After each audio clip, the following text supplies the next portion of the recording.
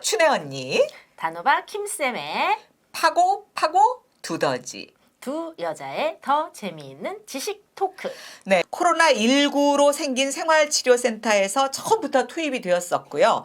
또 중간에 세브란스 생활치료센터에서 일했던 의사 선생님을 모시고 이 생생한 체험 그리고 코비드-19의 A부터 Z까지의 궁금증을 풀어보도록 하겠습니다. 자, 연세 흉부외과의원의 정원석 원장 모셨습니다. 안녕하세요. 안녕하세요. 어서 오세요. 네, 이 사회복지학 공부하시면서 생활치료센터에서 일하는 걸 중심으로 지금 논문도 준비하고 계시잖아요.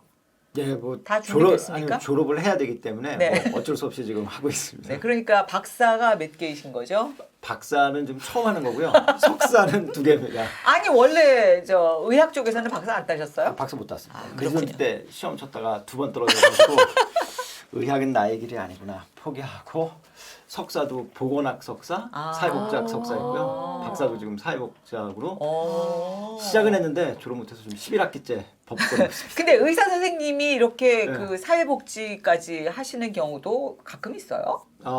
거의 드물고요. 네. 특히 저처럼 사회복지학 중에서도 상담 분야가 아닌 분야, 세부 분야를 하시는 분은 거의 없는 걸로 알고 있습니다. 그 사회복지학에서 상담 분야 말고 다른 분야가 뭐가 있어요? 저는 원래 저희 네. 지도 교수님 전공이 사회보험, 우리 월급날 이렇게 공단에서 따박따박 뛰어가시는 네네. 국민연금, 네. 네. 그 다음에 산재보험, 네. 그 다음에 고용보험, 네. 이제 의료보험은 보건학 쪽에서 많이 네, 하시니까 그 세 가지 보험을 주로 하시는 교수님 밑에서 공부하다 보니까 저도 아무래도 사회보험이라든지 사회보장 이쪽으로 사회보장 쪽. 예 전공을 하지 않을까 하고 있습니다. 저는 요양병원 하시려고 이거 하시나? 대부분의 의사가 사회복지학 한다 그러면 요양병원 말씀하시는데 요양병원을 차릴 돈도 없고 또 그 분야는 좀 제 스타일하고 좀 네. 맞지 않는 것 같아서. 근데 그래요? 원장님은 원래 그러니까 흉부외과 전문의이신 예, 맞습니다. 거잖아요. 그런데 어떻게 해서 이 코비드-19의 천병에 섰는지 정말 또 궁금해요. 그거는 생활치료센터로 어떻게 왜 가셨어요 도대체? 일단 저희 병원에 이제 대표 원장님 계시고 저는 봉직 의사인데 뭐 코로나 터지니까 환자 수가 좀 줄더라고요. 먹고 살 길도 없고 그러던 차에 대구 광역시의 그 의사회장님이 의료진이 부족하니까 네. 의사들 내려와 달라고 말씀하시는데 그때 왜 참 대구에서 제일 처음 난리가 났었죠. 그래서 시작된 거잖아요. 예, 그래가지고 가볼까 하는데 과연 갈 수 있을까 여러 가지 이제 생각들이 많이 들었는데 대표 원장님께 말씀드리고 그 다음에 가족들한테 또 동의 받고 네. 그래서 가게 됐죠. 왜 가족들이 막 반대 의사들. 안 했어요? 그때는 처음에 그때는 엄청 위험한 걸로 막 생각됐잖아요. 예, 맞습니다. 예, 가지 말라고 처음에 다 얘기했었고요. 그래서 처음에는 이게 마지막이 될 수도 있겠다는 생각으로 왜냐면 우한에서 우한 탔을 때 폐렴이었잖아요, 그렇죠? 그때 이제 의질. 의료진들 돌아가시고 뭐 그런 뉴스 나오고 싶으니까 맞아. 마지막으로 여행이 될지도 모르겠다 하고 눈 쌓인 강원도 모처에 가서 사진 찍고 하고 가족들이 같이 가서 그 제가 제일 좋아하던 스키복 입은 상태로 사진 한 장 찍고 그랬더니 저희 비장한 각오를 그렇죠. 가지고 저희 그 둘째가 요거 잘 나왔으니까 영정 사진 나중에 쓰면 되겠다고 아니 이게 무슨 일이 아닌 아니, 그런 슬픈 일인데. 그렇게 해서 갔었죠 처음에는. 굉장한 그 그때는. 각오를 가지고 가셨구나. 그러면 네. 그 첫 번째 그 생활치료센터가 생긴 게 정확하게 2019년? 2020년이죠. 2020년이에요? 저희가 작년이구나. 코로나 맞아요. 19라는 게 작년. 19년도에 코로나가 이제 중국에서 네, 시작되고 3달 그때였어요. 예, 맞습니다. 2020년 3월부터 엄청 예, 3월 맞아요, 맞아요. 2일에 생활치료센터는 생겼고요. 그 대구 지역에는 이제 2월 2월 달에. 달부터 맞아요. 이제 기억이 환자가, 나네요. 폭증하면서 새록새록. 네. 3월 2일 날 그래갖고 막 애들 계약 연기되고 예. 뭐 막 난리 나서 되게 굉장히 얼마 안 된 일인데 또 오래전 같이 또 느껴지네요. 1년이 또. 지났더라고요, 벌써. 그렇죠. 1년도 네. 더 지나고 있는 거네요. 우리가 참 망각의 동물이긴 하네요. 그죠? 근데 이 생활치료센터라는 게 왜 생긴 거예요? 일단은 아픈 사람이 발생되면 병원에서 치료 받는 게 원칙이잖아요. 네. 그렇죠. 그런데 이제 그 당시에 대구와 경북 지역의 환자들이 폭증했습니다. 전국에 발생하는 환자들의 대략 한 88% 내지 89% 정도가 대구 경북 지역에서 폭증을 하니까 대구 쪽의 병원에 수용할 일단 병상이 부족해지고요. 그 다음에 인력도 부족해지니까 그래서 대체 치료 시설로 이제 생활치료센터를 유지하게 된 거죠. 네. 가장 대체 치료 시설이라는 게 병원이 아닌 곳에서 이제 임시로 치료하는 우리 전쟁 났을 때 야전 병원 생각하시면 돼요. 네. 그래서 임시로 사용을 하는 일종의 병원 대신 치료 시설을 갖고 그거는 우리나라 정부에서 3월 2일 날 처음으로 이 코로나 팬데믹 상태에서는 운영을 하게 된 거죠. 네. 근데 그때 왜 수도권은 그 아니었고 그때는 대구 경북 지역의 어떤 종교 단체 예. 때문에 이제 한 뭐 7천 명 이상 막 네. 발생했었잖아요. 네. 그랬는데 그러면은 그 대구 지역만 가지고도 이 수용하기가 어려우니까 대구 쪽 아니고 다른 곳 이렇게 몇 군데 만들어 놓은 거죠? 예, 그렇습니다. 그 일단은 병원에 이제 그런 상황이 터지게 되면은 병원의 시설을 최대한 활용을 해야 되니까 그동안 이제 감염 질환 환자를 보지 않던 병동을 개조를 한다든지 아니면 다른 시설을 개조할 수 있는 데까지 개조해보고 그렇지 않으면은 그 대구라든지 경북 일대에서 사용할 수 있는 기숙사라든지 뭐 연수원이라든지 뭐 정부 시설이라든지 이런 데를 생활치료센터로 개조해서 활용을 하는 게 원칙인데 그나마도 부족했기 때문에 없었죠. 네. 예, 충청북도에 4곳, 충청남도에 1곳, 전라북도에 1곳 해서 생활치료센터를 개소했고요. 3월달하고 4월달까지 정부에서 16개 생활치료센터를 운영을 했습니다. 저도 제가 갔던 곳은 충청북도 보은에 있는 생활치료센터인데 환자분들은 대구 환자들이 네. 다 이제 입소를 했던 그때 거죠. 대구 환자들이 그렇게 많았던 거예요. 예, 그러니까 거의 갑자기- 뭐 한 8천 명 가까이 막. 예, 갑자기 폭증을 했기 때문에 수용을 할 수가 없었고요. 만약에 그 환자분들이 정말 조금씩 지금처럼 늘어나서 전체적인 숫자가 됐다면 생활치료센터 자체가 필요가 없겠죠. 근데 네. 병원에서 수용할 능력을 갑자기 이제 환자가 증가되면은 이런 대체 치료를 사용하게 됩니다. 그렇군요. 그러니까 그럼 병상이 그러니까 모자라가지고 예, 병상도 갈 수가 부족하고 없어. 그때는 의료인도 왜 그 부족하고. 전에 뭐 메르스라든가 또 이런 것 때문에도 한동안 막 있을 때 네. 에크모 치료라든가 그런 거 해야 되는데 그런 시설이 없다고 막 엄청 힘들었는데 요번에도 그랬던 거죠? 지난 2019년에. 메르스하고는 조금 다른 게요. 네. 메르스만 하더라도 이제 병원 내에 집중 치료 시설이 부족했다. 뭐 이런 네, 이제 그랬었죠. 걸 하면은 이번에 이 코로나 19 같은 경우에는 환자 수 전체가 엄청나게 늘어나다 보니까 집중 치료 시설은 물론이거니와 이 환자들이 수용할 예, 곳 자체가 수용할 이제 없는 병상 자체가 일반 너무 병상 없구나. 자체가 없었기 때문에 그러니까 어떻게 생활치료센터는- 보면은 이 생활치료센터가 생각을 해낸 게 네. 굉장히 발빠르게 딱 움직였던 것 같기도 해요. 예, 그건 맞습니다. 네. 그건 그럼 정부에서 세계적으로 우리나라에서 좀 빨리 시작했나요? 이런 대체 치료 시설을 그 이제 운영했던 경우는 이제 미국 같은 경우에는 허리케인 카트리나가 이렇게 그 몰고 간 지역이라든지 아니면 잘 아시는 9.11 테러 때 대체 치료 시설 아니면 대체 이제 환자들 선별하는 시설들은 했었고요. 그러다 보니까 이제 연구도 감염 질환이 터졌을 때는 모텔이라든지 호텔을 대체 치료 시설로 활용하는 계획도 이제 주별로 많이 돼 있었고 연구도 진행돼 있었는데 네. 이런 호텔이라든지 모텔 같은 숙소를 개조했을 때는 특히 감염 질환에 유리할 것이다라는 연구까지도 다 이미 나와 있었거든요. 아, 그래요? 예, 예, 그런 그러니까 상태에서 철저하게 분리된 그렇죠. 예, 공간이구나. 그러니까 일단 아. 그 격리 환자하고 환자 비환자하고 격리되고 환자 중에서도 중증 환자 그다음에 경증 환자 격리도 될 수 있고요. 상호간에 그 전파도 줄일 수 있기 때문에 감염 질환에서는 호텔이라든지 모텔 같은 곳이 유리할 것이다라고 이미 연구는 다 돼 있는 상태였는데 코로나 19 같은 경우는 아시다시피 중국에서 제일 먼저 터지고 실질적으로 우리나라가 두 번째로 이제 폭증했던 곳인데 중국에서는 뉴스 같은데 보셨겠지만 무슨 체육관 같은 그렇죠. 데 예, 이렇게 막쫙 체육관이라든지 널려 있는. 컨벤션 센터라든지 이런데 이제 침대 몇백 개씩 놓고 네. 이제 수용을 했으니까 우리가 영화나 드라마에서 봤던 야전 병원의 그거예요. 형태였던 예. 네. 예. 근데 우리는 주로 이제 1인실, 2인실을 사용하면서 환자들이 이제 그 일종의 모텔 같은 곳에서 네. 생활했기 때문에 그래도 비교적 그 환경이 좋은 편이었던 그럼요. 거네요. 예, 중국의 그런 데보다 훨씬 운영은 처음에 아까 말씀드린 16개는 정부에서 이제 운영을 했는데 문제는 의료진을 구해야 되잖아요. 공무원들이 와서 뭐 환자를 진료할 수도 그럴 수 없고 없죠. 예, 그럴 수도 없으니까 그래서 어떻게 했냐면은 그 그 생활치료센터 한 곳마다 전담병원을 지정을 했어요.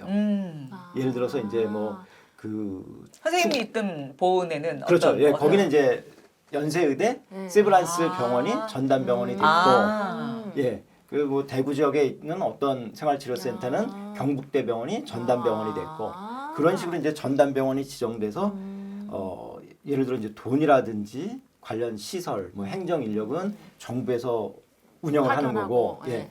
의료에 관해서는 그 병원에서 책임을 져주십사 하고 이제 전담병원을 지정을 한 거죠. 그래서 그러면은 죄송한 말씀입니다만은 뭐 돈을 준다든가 이 월급이라든가 이런 거는 세브란스에서 주는 거였나요? 아닙니다. 아니에요? 돈도 정부 돈입니다. 아하. 네, 정부 돈인데 이제 저희가 대구 환자였기 때문에 대구광역시를 거쳐가지고 월급을 받게 되는 거죠. 그렇군요. 그러니까 정부랑 대구랑 몇 대 몇으로 냈는지 모르지만 제 통장으로 돈을 보내주신 것은 대구광역시 충무과에서. 요거는 어디서도 못 들었는 얘기예요. 역시에서 충무과에서. 네, 충무과에서 보내주시고 다시 한번 감사합니다. 아니 그만큼 어려운 일을 하셨잖아요. 근데 자기 본인의 본업을 일단 내려놓고 예. 그 사진까지 찍어 가시면서 영정사진. 지켜보기 그 보는 얼마나 그때 저 진짜 아주 대단한 각오를 가지고 가셨겠어요. 지금하고는 너무 또 다른 분위기였어요. 분위기 다르죠. 그때는 뭔지 이 코로나 19인지 예. 그것도 모를 때고 예. 막 괴질이다 우한에서 뭐 우한 갑자기 폐렴이라고. 막 네. 상기도가 아니라 하기도 폐렴이 갑자기 생겨가지고 예. 돌아가시는 일들이 너무 많았으니까 그러면 의료진을 비롯한 뭐 인력들이 굉장히 필요하잖아요. 예. 간호 인력이라든가 뭐 의료 인력이라든가 예. 그 밖에 또 뭐 여러 가지 뭐 예. 청소라든가 뭐 여러 예. 가지 인력들을 어떻게 구성을 한 거예요? 일단은 그 처음에 이제 했었던 그 충북 보건의 생활치료센터를 말씀드리면은 정부 각 부서에서 공무원들이 한 반 정도 내려오세요. 예, 정확한 숫자는 적성국가에서 알면 안 되기 때문에 그냥 비밀입니까? 다양한 부서에서 좀 맞고 사실은 적성국가라는 것보다 다른 나라에서 우리나라 정부의 허가 없이 이렇게 또 흉내내다가 네. 그렇게 하고 이것도 이제 뭐 저작권이 있는 거예요? 아니 뭐 저는 뭐 없지만 그래도 정부에서 그래도 생각해 주신 건데 K방역. K방역. 다른 나라에서 또 그때는. 몰래 또 가져가 또 아. 나쁘잖아요. 그리고 이제 대구광역시에서도 또 한 반 정도 있어요. 환자분들이 대구 환자분들이니까. 그래서 이분들이 이제 행정에 대한 건 전담하시고 뭐 환자 입소, 퇴소, 그다음에 방배정, 그다음에 또 이제 아까 말씀드린 돈 문제라든지 뭐 물품 구입하고 물품 조달하고 이런 행정 업무는 공무원분들이 이제 정부 공무원들 그다음에 대구시 공무원들이 해주셨고 의료진이 이제 문제인데 세브란스 병원에서 전담을 했어요. 근데 세브란스 병원도 코로나 관련해서 중환자들 맞아요. 보고 그때 뭐 한참 뭐 여러 가지 그 이제 새로운 치료 방법 개발하시고 교수님들이 많이 내려오실 수 없잖아요. 또 요즘 얘기 들어보니까 내과 레지던트 선생님들도 많지도 않다고 그러는데 네, 그러면 요즘에 그럴 땐- 내과가 참 힘들다고 그러죠. 예. 그러다 보니까 전담은 했는데 인력을 다 충원을 할 수가 없어요. 그래서 정부에서 저 같은 민간 의사, 간호사, 간호조무사들을 모집을 한 거죠. 그래서 이렇게 해가지고 지금 대구 상황이 이러니까 제가 충분한 보상과 대우를 해드릴 테니까 참여하십시오라고 이제 보건복지부에서 모집 공고를 냈고요. 그래서 그 거기 공고를 이제 응모를 하신 예, 거예요? 저도 지원을 한 거고 전국에서 수많은 간호사, 간호조무사분들이 지원을 하셨고 나중에 이제 임상병리 기사도 그렇고 영상의학과 그 방사선사 선생님들도 그렇고 지원을 하셔서 그분들이 이제 실질적으로 생활치료센터의 절대 다수 의료진이 된 거고요.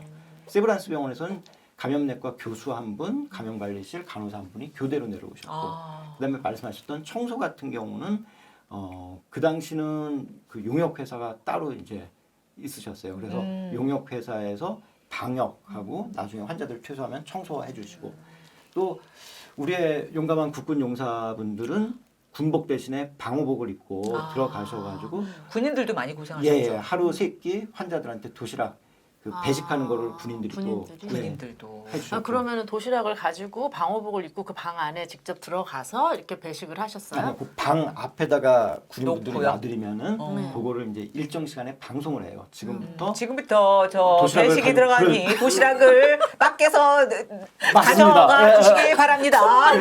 분만도 아니고 도시락이었어요. 네. 그럼 그 도시락을 환자분들 들어가서 드시고 네, 그러니까 이 도시락이 배달돼서 다 드시고는 방 밖에 또 일제히 내놓으라는 안내 방송. 방송. 예, 그렇습니다. 예. 그러니까 다 폐기물 그렇죠. 거기에다 예, 싸가지고. 왜냐면 환자분들이 드셨던 거는 다 오염됐다고 생각을 하고. 그러니까는 그러면 다 일회용으로 썼어요. 그렇죠. 예, 예. 도시락. 방호복을 입고 가시는구나. 나는 네. 문 앞에다 놓는데 왜 방호복을 입고 가시나. 그 건물 전체가 오염구역이라고 네. 생각을 하고 그 건물에 들어가는 모든 뭐 의료진 그다음에 뭐 아까 청소하시는 말씀드린 분들, 용역회사 뭐 다 보호복을 입어야지만 들어갈 수 있는 거죠. 예. 아니 그러면은 선생님 네. 거기에서는 네. 우리 왜 병원에서는 이렇게 의사 선생님들이 쭉 돌아다니면서 진찰을 하시고 이렇게 예. 보시잖아요. 예. 그럼 방마다 이렇게 다 가서 그 그건 못하죠. 원격으로 하는 거죠. 원격 전화. 그래가지고 네. 처음에는 네. 이제 그런 것도 이제 전 시스템이 방호복 입고 다 되지 않을까. 돌아다니시나. 현실적으로는 그렇게 매일 아침 저녁으로 회전을 못해요. 돌아요. 초창기에는 그래도 많이 들어갔던 이유가 그 왜 코로나 검사 왜 코 이렇게 네네네. 그거를 해서 2번 연달아 음성이 나와야지만 퇴소를 하셨기 때문에 어쨌거나 하루에 뭐 모든 환자분은 아니더라도 네. 그 검사 대상이 되시는 분은 기본적으로 만나야 만나야 되니까 돼요? 생활치료센터마다 실제 그 건물 안에 들어가서 하는 경우도 있고 어떤 생활치료센터는 건물 밖에 이제 야외 공간으로 그분들을 환자분이 나오게 해요? 나오셔서 하는 경우가 있었기 때문에 그 검사를 할 때 의사가 직접 하니까 생활치료센터는 의사들이 하거든요. 그래서 의사들이 직접 검사하고 옆에 간호사나 간호조무사들이 보조해 주다 보니까 그때 뭐 열을 한 번씩 잰다든지 아니면 한 번씩 물어봐 이제 뭐 증상 어떠셨냐 물어볼 수 있기 때문에 환자를 접할 수가 있었고요. 그다음에 이제 기본적으로 환자분들이 혈압이라든지 뭐 이런 거를 그 좀 문제가 될 것 같다. 그러면은 뭐 머리가 아프다. 내가 고혈압 환자다. 그러면 직접 가서 진료도 했었거든요. 초창기는 방호복 입고. 예, 다 방호복을 입어야죠. 입고. 저쪽에서는 그냥 가만히 있고. 왜냐면 평상복 그냥 편하신 옷 입고 계시면은 이제 방에도 찾아가고 그랬었는데 세월이 이제 흘러 네. 요즘은 비대면 진료를 워낙 강조해서 검사를 할 필요도 없고 예, 기본적으로 이제 그 퇴소 요즘에도 생활치료센터는 여기저기 운영되고 그렇죠. 예, 있어요. 요즘은 뭐 시도에서도 운영하고 한참 많을 때는 서울시 같은 경우에는 뭐 구 그다음에 경기도 같은 경우에는 시에서도 운영을 했었기 때문에 그러면 지금도 병상이 부족해서 그 생활치료센터에 예. 계속 다 있는 상황인 거예요. 그렇습니다. 그럼 거기는 들어가려고 그러면은 기준이 어떻게 돼요? 병원에 가는 사람이랑 생활치료센터 가는 사람이랑. 일단은 그 생활치료센터는 병원에 못 가시는 자리가 없어서 못 가시는 분들이 가신다고 생각을 하시면 돼요. 그래서 중증 환자들은 당연히 병원으로 가셔야 되고요. 그다음에 이 경증이라든지 아니면 증상이 없는 분들. 무증상 감염자. 근데 확진이 양성인. 나오면 그렇죠. 그런 분들은 왜냐면 댁에 계시다 보면은 가족들한테 전파시키고 가족들이 또 사회에 나가서 또 전파시킬 수 있기 때문에 격리도 할 겸 그다음에 치료도 할 겸? 그 증상이 악화되는 걸 조기에 발견도 할 겸 생활치료센터로 가셔야 되니까 생활치료센터에는 경증 혹은 무증상 환자분들이 가시게 되는 거죠. 예. 근데 그 정도인데 저는 좀 우리 아기가 있어서 또는 네. 아주 그 모시는 노모가 있어서 저는 못 가겠습니다. 네. 그러면 안 돼요? 그 집에만 있을게요. 저 아무데도 안 전파를 안 가는 씁니다. 실제로 그거 안 돼요? 초창기에 네. 그 대구 환자들 이제 폭증했을 때 그 저희가 예상했던 인원보다 좀 적게 들어왔더라고요. 그때 몇 명이나 있었어요? 그때는 보훈에는? 저희가 한 달 가까이 운영을 하면서 243명인가가 모두 저희 생활치료센터에 입소했던 것 같은데요. 한 원래 처음에 201명이 입소했는데 예정은 230명 정도로 생각했는데 명단이 많이 빠지더라고요. 나중에 봤더니 거부하셨던 분들이 계셨더라고요. 그래서 그냥 그분들은 그럼 어떻게 해요? 그냥 아마 지내셨나 봐요. 그것까지는 저도 잘 모르겠어요. 그래서 원래 잡아오진 않아요. 그때 뭐 강제로 강제로 그런 법령이 없었는지 착 가서 같이 가셔야겠습니다. 이건 아니라는 거죠? 그런 법령이 없었는데 왜냐면 그때는 뭐 그 작년 3월만 하더라도 정신 없으니까 그때는 정신 없을 예, 때였죠. 그리고 그래서- 병에 대해서 너무 공포스러울 때였어요. 네. 지금보다 훨씬 더. 그랬고 지금은 그 아예 그 이 규정이 바뀌어가지고 지금 그 춘혜 언니 말씀하신 것처럼 네. 그 도저히 난 못 가겠습니다. 그런 아, 사람 왜 중에 안타까운 사람들이 있었을 거 아니에요. 그러니까 그 정말 해당되시는 분들은 그 댁에서 격리를 할 수 있게 또 바뀌었더라고요. 그런데 웬만한 분들은 다 오세요. 대신 이제 애는 양성인데 엄마가 음성인 경우 있잖아요. 네네네. 근데 애가 너무 어려워요. 그래서 초등학생이나. 생활치료센터에 갈 수가 없을 때. 그러면은 집에서 있을 수도 있지만 네. 생활치료센터에 엄마랑 같이 들어오죠. 그럼 엄마는 엄마는 보호자로. 그럼 엄마는 어디 어떻게 확진될 노출돼도 각오를 돼요? 하고 가요? 그렇죠. 네, 확진될 각오를 하고? 엄마기 때문에 확진될 각오를 하고 그 아기랑 같이 들어와서 같은 방에서 이제 둘이 눈물 나려고 그래. 둘이 그 하나도 안 나네. 열을 있는 거죠. 같이 먹으면서. 그래서 저희 명단에는 그 확진자가 아니기 때문에 없어요 명단에는. 그러니까 비공식적으로만 있는 거고 아. 공식적으로는 아기 이름만 있고 아기 약만 들어가는 거죠. 그래서 만약에 근데 엄마가 같이 있다 보니까 열이 나는 것 같아요. 그러면 일단은 저희 의료진용으로 조금 챙겨놨던 약들, 약국에서 돈 주고 사놨던 거 그런 거 이제 좀 드리기도 하다가 이거는 조금 감염의 가능성이 있겠다 하면은 이제 PCR 검사를 할 수 있고요. 만약에 이제 이상이 없더라도 퇴소하기 전날 PCR 검사를 하게 돼 있거든요. 그래서 만약에 음성이었던 엄마가 같이 있으면서 양성이 됐다. 그러면 퇴소를 못 합니다. 왜냐면 환자가 됐으니까. 또 연기가 네, 돼요. 그럼 그때부터 애만 열을 애는 같이 있어요. 원래 규정에는 애도 같이 있도록 열흘 동안 같이 있도록 돼 있어요.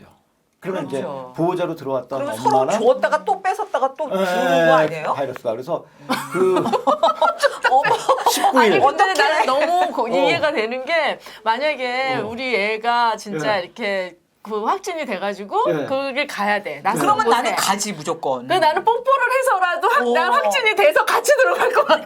아니 뭐 뽀뽀하실 필요 없이 근데 그냥 이제 보호자로 그냥 가시면 가도 돼요. 된다는 거네. 그냥 가도 됩니다. 네, 자기가 옮을 필요 없이 그냥 음성이라도 갈 수 있다는 그렇죠. 거죠. 예, 그런 음성이더라도 경우는. 내가 보호자로 가겠다. 그럼 들어오실 수 있고 대신 나가실 때는 자유가 아닙니다. 아, 그래요? 들어오실 때는 자유더라도 나가실 때는 검사를 그 해서 검사를 해서 음성이면은 그 이제 그 열흘째 다 퇴소를 하시는 거고 이제 만 열흘을 채운 다음에 이제 퇴소하시는 거고 만약에 양성이 나왔다. 그럼 조금 전에 말씀드린 것처럼 같이 열을 더. 열흘 두 분이서 같이 계셔야 돼요. 실제 그런 분들 계세요. 그 열흘 때 음성돼서 같이 나가신 분. 열흘 그러면 때 생활 양성돼서. 그 치료센터 들어가면 열흘 정도 있는 거예요? 증상이 없고 뭐 증상이 있더라도 잘 회복되면 열흘. 그것도 요즘이나 열흘이죠. 근데 보통 2주 아니에요? 아니요. 자가격리 기간은 2주잖아요. 2주고 근데 왜 자가격리는 2주인데 여기 음성인데도 열흘밖에 안 돼요? 자가격리는 2주 해야 그런 되잖아요. 것까지 음성 나왔는데도. 생활치료센터 전문가지 코로나 전문가는 아니라서 그것까지 저 아래 갑자기 막 항의하려고 그래. 카메라 꺼지면 제가 말씀드리고 이거는 여기서 이 조회수 많이 올라갈 거기 때문에 조회수 아니 어떡하지? 근데 아까 말씀하실 때는 초창기에는 이 검사를 2번 해서 음성이 그렇죠, 계속 그렇죠. 나와야 나간다고 그랬잖아요. 예. 근데 이제 열흘만 있다가 나가요? 그게 바뀌었습니다. 지금은 네, 그 지금은. 당시에는 어떤 거예요? 그 처음에 이제 제가 2번 갔었는데 처음은 검사를 해서 네. 음성이 한번 나오죠. 나오고. 그럼 그 다음 날 한 번 더 해요. 예. 그래서 2번 연달아 음성이 나오면은 퇴소. 퇴소. 예를 들어 입소한 지 일주일 만이 될 수도 있고 한 달 지나서 올 수도 그러니까 있고. 며칠 지나면 일단 검사를 해요? 그 대략 이제 한 일주일 정도 지나면 일주일 지나면 확진 증상이 날짜가- 없냐 뭐 이제 이렇게 해봐가지고 네, 그러니까 확진 날짜가 이제 그 이전이면은 저희가 그냥 그 다음 날도 바로바로 할 수 있는데 음. 확진 받자마자 입소하셨다 그러면 보통 한 일주일 내지 열흘 정도 뒤에 이제 시작했던 것 같고요. 그래서 2번 음성이 나와야지 퇴소를 하는데 이게 잘 모르시는 분들은 첫날 음성이 나왔으니까 그 다음 날 음성 나오지 않을까? 근데 양성이 나올 당연히 수가 있어요? 생각하죠. 양성 나오는 경우가 상당히 많고요. 그건 왜 그런 거예요, 도대체? 그거는 이제 의학적으로? PCR 검사의 이제 한계거든요. 아니 그러면 우리 만약에 지금 이제 제가 네. 의심스러워서 네. 그 보건소 가서 검사를 받았는데 음성이 나왔어요. 그럼 네. 그걸 믿을 수 없어요? 아니요. 또 해봐야 돼요? 아니. 일단은 내가 걸렸나 안 걸렸나를 확인하는 데는 지금 하는 PCR 검사를 믿으셔야 됩니다. 네. 물론 모든 검사가 100% 정확한 건 아니지만. 아니지만 일단 이 검사 자체가 내가 코로나 걸렸다 안 걸렸다 이거 확인하는 데는 좋은 검사입니다. 확실합니다. 싸고 뭐 빠르고. 그런데 내가 정말 완치가 됐다 이거를 판단하는 데는 좋은 검사가 아니에요. 그래요? 그렇기 때문에 기준이 과거 1년 전하고 지금하고 바뀌게 된 이유입니다. 근데 지금은 열흘만 있다가 이제 음성인지 양성인지 그 검사도 의사의 안 하고 판단으로. 그냥 나온대요. 지금은 이제 2번 연달아 검사해가지고 음성이 네. 나와도 퇴소할 수 있고요. 또 하나는 의사가 판단했을 때 임상 양상으로 이 환자분은 열흘 동안 뭐 특별한 문제 없었고 아니면 초반에 문제가 있었더라도 지금 열도 안 나고 해열제도 안 먹고 임상 양상도 거의 좋아졌다. 판단이 되면 나가실 수 있기 때문에. 그러면 열 정도에서도 나갈 수 있는데 네. 그런 분들은 그 전파력이 없다는 건가요? 네, 그러면? 지금 우리 질병관리청 지침에 의하면은 그 격리 해제 그냥 쉽게 얘기하면 다 낫다고 판단을 해서 나가시도록 하는 거죠. 네. 만약에 그 전염 감염성이 있는 분들을 마구 내보낼 수는 그러니까요. 없잖아요. 네. 그래서 그 격리 기준이 바뀐 게 1년 동안의 가장 큰 변화 중에 하나가 아닐까 저는 그렇게 생각합니다. 그러면은 참 억울한 경우가 있는데요. 2주는 그거는 말하지 말랬어 원장님이. 다른 데다 항의하라고. 아니 저희 아들은 외국에서 와서 백신도 맞고 저기 아니. 음성이고 그랬는데도 2주 자가격리 하느라고 정말 고생하면서 그거에 대해서는 아니 우리 아들도 친구가 확진됐는데 걔는 열흘 만에 나왔는데 우리 아들은 음성 나왔는데 2주 동안 못 나갔어. 그건 나중 얘기. 2주에 대해서 이거는 너무 길기 때문에 다음에 꼭 보셔야 됩니다. 다음에 이거를 꼭 말씀드립니다. 2주 미스터리에 이거는 대해서 지금 밝혀주셔야 될 것 남아있는 같아요. 짧은 시간 네. 동안에 도저히 할 수 있는 게 아니에요. 그래요. 네. 2주는 그렇군요. 자, 그럼 설설 지금 요번 회는 그럼 요렇게 하는데 근데 네. 일단 그 의료진하고도 계속 원격 진료를 받는 거예요? 요즘에는? 아, 초창기에는 초창기도 원격 진료를 많이 했고요. 네.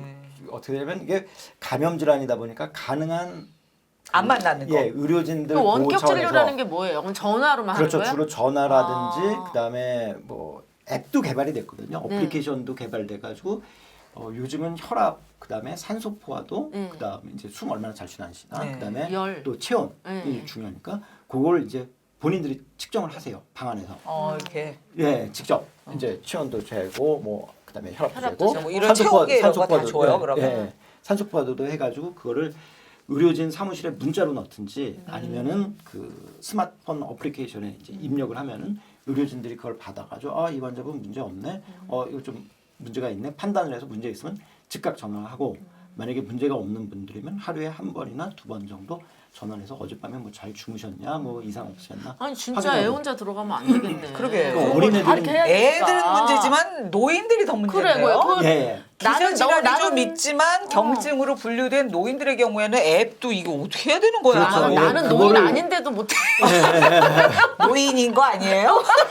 이 기계로 하는 거 정말 나는 네. 잘 못하는데. 실제로 이 비대면 진료를 할 때 문자라든지 이걸 잘 못하시는 분들이 한 20% 정도 초창기에 있었고 20%네요. 그다음에 맞네. 근데 이번에 2% 할 아니라 때도- 위로 된다. 예. 아니 그 그래서- 슬쩍 거짓말하는 분들도 있는 거 아니에요? 맞아, 잘 빨리 가능합니다. 나가고 싶어가지고. 나가고 싶어서. 가능합니다. 열 있는데 아무렇지도 않아요. 막 이럴 네. 것 같아. 나 괜찮아요. 어.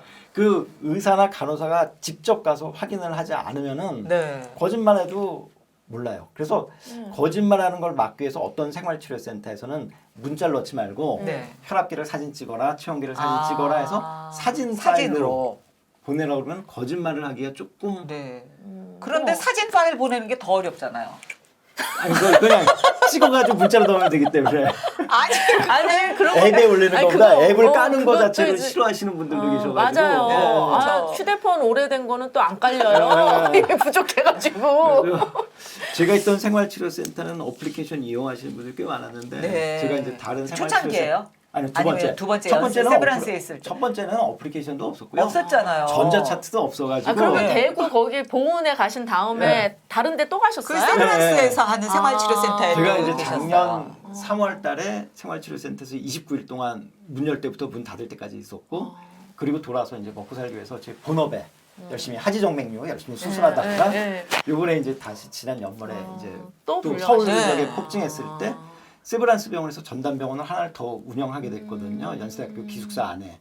그러다 보니까 일종의 경력직 채용으로 왜냐면 세브란스 병원도 당장 뭐 중환자실 봐야죠. 병실에 바쁘잖아요. 근데 보니까 우리 후배 중에 하나가 보훈에 갔었으니까 걔를 또 불러다 쓰면 되겠다고 그래서 또 높으신 분 중에 한 분이 저한테 스카웃 되셨구나. 네, 이번에는. 스카웃 되신 거죠. 네, 네. 네, 그래가지고 또 한 번 저희 대표원장님한테 말씀드리고 이번에는 영정 사진 안 찍고 가셨겠네요. 이번에 그거 안 쳤어요. 그리고 의료진은 그때는 또 좀 상황이 달라서 거기 가서 생활하는 게 아니라 출퇴근도 하셨죠? 예.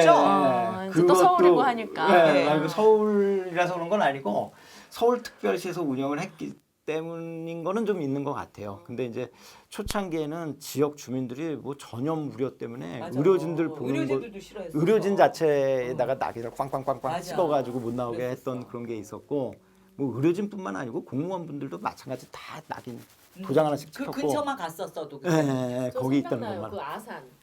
거기 아산에 주민들 다 나와가지고 그 중국에서 비행기 와가지고 이렇게 됐을 때 엄청나게 그러니까 막 그분들 초창기에는 뭐 제가 영정 사진 찍었을 정도니까 네, 그 맞아요. 지역 주민들의 입장 충분히 이해합니다. 그렇죠. 근데 요즘은 많이 바뀌어서 요즘은 뭐 출퇴근하는 생활치료센터도 있고 네. 아직도 지자체에 따라서는 의료진들을 또 가둬놓고 하는 데도 있고요.